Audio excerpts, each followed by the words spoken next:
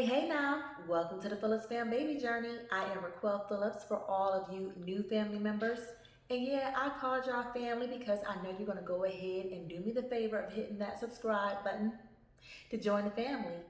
And I'm going to need everybody, yes, everybody, to hit the thumbs up button because you're going to love this journey that we're going on today. Today, we are going to be discussing breastfeeding while black. This is my breastfeeding journey, and I just want to put a disclaimer out there that everybody's breastfeeding journey is going to be different. This just happens to be mine. I'm not trying to fire shots at anybody who did not breastfeed, but the goal of this video is to help encourage other mothers, specifically Black moms, to breastfeed their children. It is National Black Breastfeeding Week, and I am doing this in support of that movement. And I know some of y'all may be thinking, like, why do you need a Black Breastfeeding Week? Because Black moms are less likely, at least 18% less likely to breastfeed their babies, but our babies are 50% more likely to die from high infant mortality rate. Black women typically give birth prematurely or to underweight babies. And those are the babies who need breast milk the most. But oftentimes, those mothers are offered formula for their babies, and they're not encouraged to breastfeed. But the nutrients that are within breast milk, I mean, it's called liquid gold for a reason because it can definitely help with preventing diseases, help with intelligence. There are so many benefits to breast milk. Just do your research on it. I mean, y'all know breastfeeding is good for y'all babies, but the issue with it, breastfeeding is hard. I'm not gonna lie.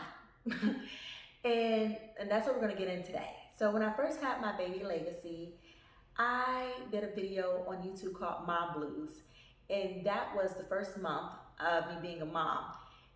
And it was an adjustment, but breastfeeding was one of the hardest things I've ever done in my life, and it was painful. So for those first 3 weeks, I was like, slit my wrist, like this cannot be life. I knew breastfeeding was going to be hard, but I had no idea how hard it was going to be starting off. But I don't want to discourage anybody because it gets better, okay? I did not have multi-generational support because my grandmother did not breastfeed my mother did not breastfeed me. So they didn't have any words of wisdom or weren't super like, hey, you know, you can do it, you can keep on going. It's like, girl, you're gonna have that baby attached to you. That baby gonna wanna be on your hip forever. You know, just, I mean, I love them, but I mean, for the convenience of formula that they, you know, experienced, they just didn't understand, like, why would somebody want to breastfeed a baby? Like, just get that baby a bottle of formula. So I didn't have a ton of support coming from that direction. But I did join some breastfeeding groups on Facebook to kind of help guide me on what I could expect on this journey. And I even took a breastfeeding class because I mean, I was totally clueless about the whole situation. I didn't know how to breast, you know, like how I was supposed to hold the baby or anything. I thought, you know, it was pretty much one breastfeeding position. But they showed me several in the class, but there was still so much that I did not know. And mainly it dealt with pumping. So let's go back to when I first had this baby. So I was off work for 3 months. So for the first 3 months I had the baby, I had no need to pump because I was breastfeeding on demand. And when I went to that breastfeeding class, I asked, well, how do you know, when to start pumping? And then also, since you're breastfeeding, you don't know how much milk your baby's getting. So you don't know, okay, I pump breast milk, but how much do I give them in a bottle? Are they full? You know, things, there were so many unanswered questions that I was just so unsure about, and I'm hoping that I can give you some answers today. So as far as pumping, I was told not to pump in the beginning because it would create an oversupply, because if you're pumping, that's signaling to your body that your baby needs more milk and it needs to produce more, which will then make you more engorged and have issues, and that could cause blockage. So I did not pump. And so I was thinking, all right, it'd be the same level of, discomfort or whatnot as actual breastfeeding the baby. But baby, let me tell you, when I went back to work and I had to start pumping, I thought breastfeeding was bad. So the pain of breastfeeding only lasted for about 3 weeks, and then it was smooth. I mean, I didn't feel anything. I don't know if my body went numb, my nipples got used to it or whatever. But after the first 3 weeks, it was smooth sailing with breastfeeding. And then at 12 weeks, when I started pumping, it was torture all over again. The flanges on my breast pump, I mean, I felt like it just literally sucked the soul out of me. But come to find out, I was using the wrong size flanges. So make sure, ladies, that when you go to pump that you have the right size, because that would definitely help with the comfort. But I mean, so at the end of the day, when you're pumping, you literally feel like, you thought you felt like a cow before, now you feel like a cow on a farm that's hooked up to a machine.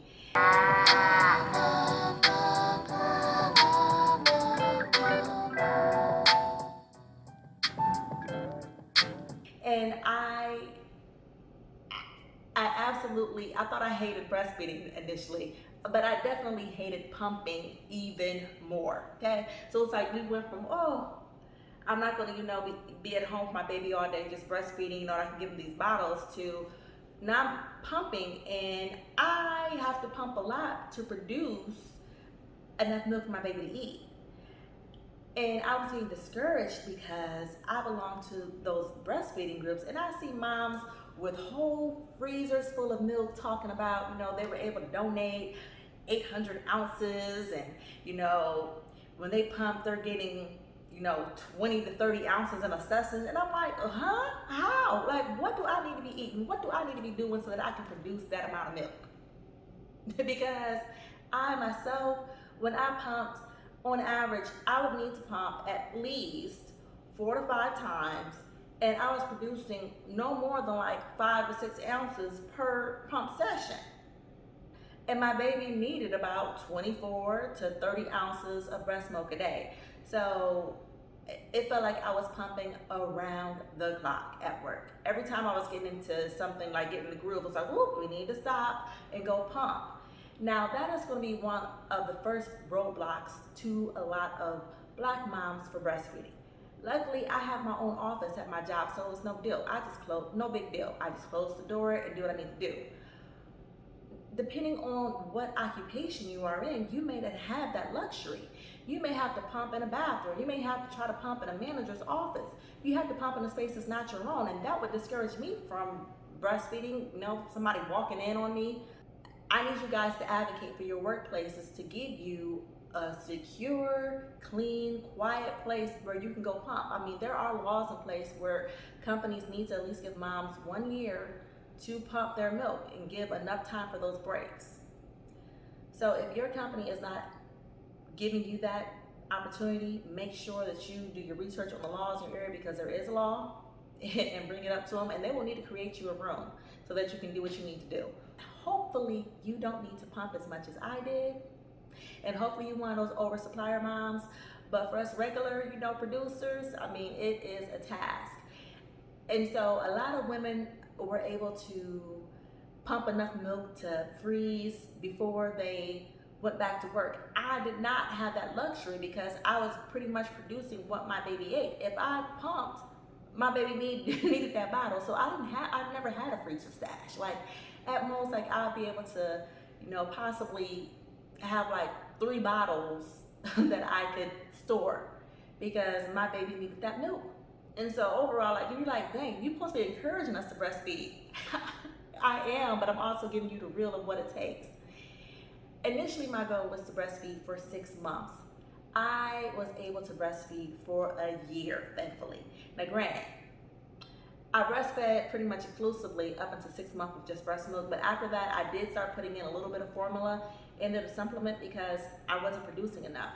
And I don't want any moms to be like, oh my gosh, formula's the devil, formula's, bad for my baby. If you need to give your baby formula, the best food for your baby is to make sure that they're fed, point blank, fed out, period. If it's breast milk formula, but try to give him that breast milk. I just, needed some assistance, so I'd had to do a little bit of supplementing. But with the supplementing, I was able to go 1 year. I decided to wean my baby at 12 months so that I could then give her regular vitamin D cow's milk. And I don't need none of y'all judgments about, why I gave her cow's milk, because that's what I want to give my baby. You can give your baby pea proteins, almond milk, all that stuff. But I chose to give regular milk because that's what we drink in this house. Anywho, once I got to that point where I wanted to wean, I made the decision to cut her breastfeeding sessions down. So she went from about 7 to 8 sessions to about 3 sessions a day. So I would breastfeed her before work, after work, and right before bed. So when I was getting home from work, once I was going back into the office from COVID, my boobs would be huge, swollen, rocks, and I'm like, where's the baby? So that I could, get her to relieve me of that milk and of that pressure. So we did that for about 3 weeks, but I say around the 2nd week is when my body started to regulate the milk and I wasn't producing as much during the day. And it kind of, just got on the schedule like, okay, we'll make milk for the morning, we'll make milk for after work, and we'll make milk for before bed. And then eventually I just took away, the bedtime feeding. And then we're down to 2. And then I would take away the after work one. And then I took away the before work one. And that's how I weaned. Total, it took me about 3.5 weeks to wean my baby completely. I mean, even now at around 14 months, she'll still, try to, mess up my boobs. And I'll be like, girl, there ain't nothing in there. But she was a good sport about it. Whenever, I knew that she was hungry and she would let me know she was hungry because she would try to get a boob out, I was just gonna make her a regular bottle and gave it to her. So the weaning process, it wasn't that hard, but I definitely did miss breastfeeding once we were done. I initially had planned to stop breastfeeding her at 9 months, but then COVID hit. And my baby is now back at the house with me all day instead of at daycare. I'm working from home. So since I hated pumping, there was no way that I was gonna continue to pump since I was at home. We went back to on-demand breastfeeding. And that pretty much, canceled my weaning plans and extended breastfeeding for another 3 months all the way to 12 months. But at the end of the day, I was thankful for that time. And now that I am done breastfeeding, I miss it. I miss that bonding time that me and my baby had. Yeah, I would complain to my husband like, your nipples are useless, they can't do anything, and I had to do all the work when it comes to, feeding the baby. But that was our bonding time. I mean, there is nothing more intimate than being able to have that one-on-one time with your baby, giving them the nutrition that they need. So I want to just give you guys some resources. I'm going to put them down below that you can use to help you through your breastfeeding journey, because it definitely is not easy, but it's so worthwhile. If you have any additional questions about breastfeeding, I will answer to the best of my ability. I'm not a breastfeeding guru, and that's one of the issues with why we need to have more conversations about breastfeeding, because we need more Black lactation experts to help overcome some of those cultural divides and encourage the breastfeeding journey to last. All right, well, I want to thank you guys so much for tuning into this episode of the Phillips Fam Baby Journey, while I let y'all get in my business about how my breastfeeding journey went. As always, remember, your miracle is on the way. Don't forget to subscribe to the channel and give us a big thumbs up. See you next week. I'm out.